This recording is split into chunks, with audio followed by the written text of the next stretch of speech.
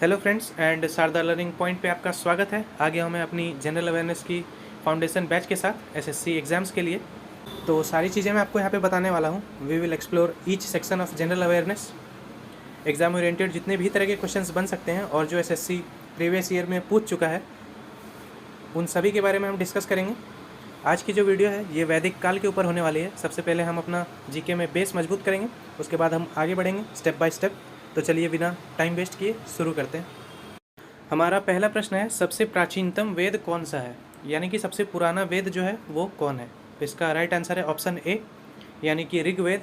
तो मैं आपको बता दूं कि ऋग्वेद जो है वो 1800 से 1100 ईसा पूर्व रचित वेद है और महर्षि वेदव्यास जी को वेदों का संकलन करता है, यानी कि उन्होंने सारे वेदों को कंसोलिडेट किया था। तो ये फैक्ट भी आप याद रखें। चूँकि बात हो रही है ऋग्वेद की तो उससे रिलेटेड जो भी इम्पोर्टेंट फैक्ट है वो भी हम फटाफट से देखेंगे। ऋग्वेद में 10 मंडल, 1028 सूक्त और 10,462 ऋचाएँ हैं। ये प्रश्न में कभी कभी एग्जाम में पूछा जाता है। ऋग्वेद के रचनाकार जो है वो विश्वामित्र जी को माना जाता है एंड ऋग्वेदिक काल में गाय को अघन्या कहा जाता था। ऋग्वेद के तीसरे मंडल से गायत्री मंत्र लिया गया है, ओम भूर्भुवः स्वः।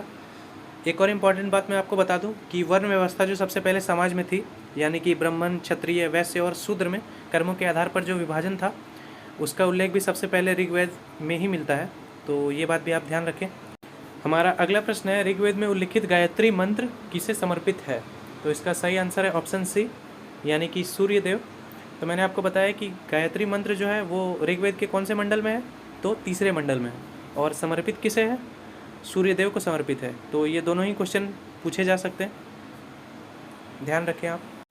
अगला प्रश्न है, यज्ञ के नियम एवं विधि विधानों का संकलन मिलता है। तो इसका सही आंसर है ऑप्शन सी, यानी कि यजुर्वेद।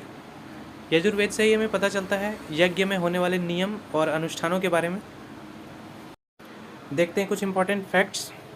तो मैं आपको बता दूं कि बलिदान विधि का जो वर्णन है वो यजुर्वेद में ही मिलता है और इसके पाठकर्ता को अथर्वयु कहा जाता है एंड यह गद्य और पद्य दोनों में ही उल्लिखित है। हमारा अगला प्रश्न है, किस वेद में हमें संगीत का वर्णन मिलता है। तो इसका राइट आंसर है ऑप्शन बी, यानी कि सामवेद। मैं आपको बता दूं कि साम का अर्थ ही होता है संगीत। देखते हैं महत्वपूर्ण तथ्य। तो सामवेद को भारतीय संगीत का जनक माना जाता है और इसके पाठकर्ता को उद्रात्री कहा जाता है। एंड सामवेद में जो है मुख्यतः यज्ञों और अनुष्ठानों पे गाए जाने वाले जो मंत्र हैं उसका उल्लेख मिलता है। तो ये चीज़ें आप ध्यान रखें।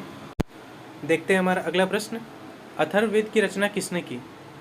तो नाम से ही पता चल रहा है अथर्वा ऋषि। Option number B right answer. Atharvaveda में आपको कुल 731 मंत्र और 6000 पद्य मिल जाते हैं। मनुष्य के विचार और अंधविश्वासों का भी वर्णन मिलता है अथर्ववेद में। हमारा अगला प्रश्न है, किस वेद का संबंध कन्या जन्म की निंदा से है, यानी कि कौन सा वेद स्त्री के जन्म की निंदा करता है। तो इसका सही आंसर है ऑप्शन नंबर डी, अथर्ववेद। अगला प्रश्न है, किस वेद में जादू टोने का वर्णन मिलता है। तो इसका राइट आंसर है ऑप्शन डी, यानी कि Atharvaveda. Important points to remember कि अथर्ववेद में जादू टोने, वशीकरण, श्राप, औषधि, विवाह के मंत्र इत्यादि का वर्णन मिलता है। हमारा अगला महत्वपूर्ण प्रश्न है, सबसे नवीनतम वेद कौन सा है। तो इसका right answer option number B, यानी कि अथर्ववेद। मैंने आपको पहले बताया था कि प्राचीनतम वेद है ऋग्वेद और नवीनतम वेद अथर्ववेद है। तो दोनों ही पॉइंट आप याद रखें, कभी कभी इसमें कन्फ्यूजन हो जाती है। अगला प्रश्न है, वेदों को सही तरीके से समझने के लिए किसकी रचना की गई थी। तो मैं आपको बता दूं कि वेदों को सही तरीके से समझने के लिए वेदांगों की रचना की गई थी, जिसकी संख्या थी 6। तो इसका राइट आंसर है ऑप्शन बी, यानी कि 6 वेदांग, जिसके अंतर्गत आते हैं शिक्षा, ज्योतिष, कल्प, व्याकरण, निरुक्त तथा छंद। तो इनकी सहायता से वेदों को भली भांति समझा जाता था। हमारा अगला प्रश्न है, पुराणों की संख्या कितनी है। तो इसका आंसर काफ़ी लोगों को पता होगा। इसका राइट आंसर है ऑप्शन सी, यानी कि 18।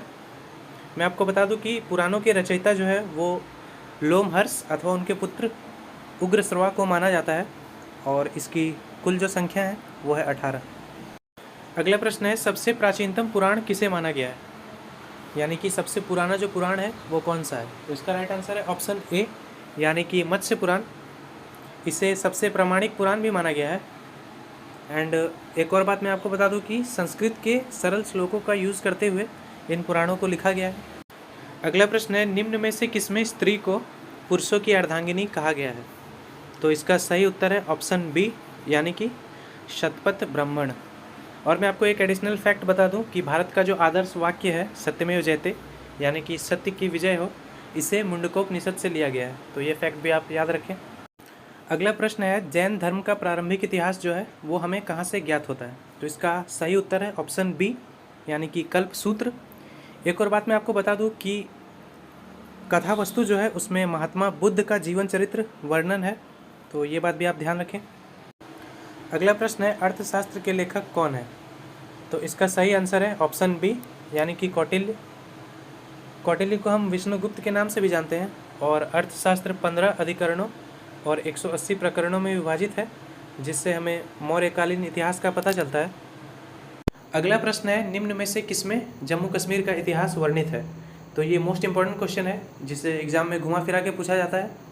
इसका राइट आंसर है ऑप्शन ए, राज तरंगिणी, जो कि कल्हन द्वारा रचित है। और मैं आपको बता दूं कि कल्हन ही संस्कृत के पहले ऐसे साहित्यकार थे जिन्होंने इतिहास को क्रमबद्ध करने का प्रयास किया।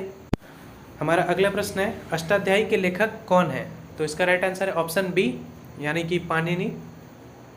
देखते हैं एक्स्ट्रा फैक्ट्स।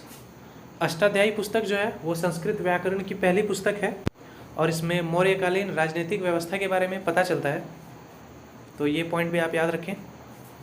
हमारा अगला प्रश्न है, भगवती सूत्र संबंधित है, यानी कि भगवती सूत्र का संबंध किससे है?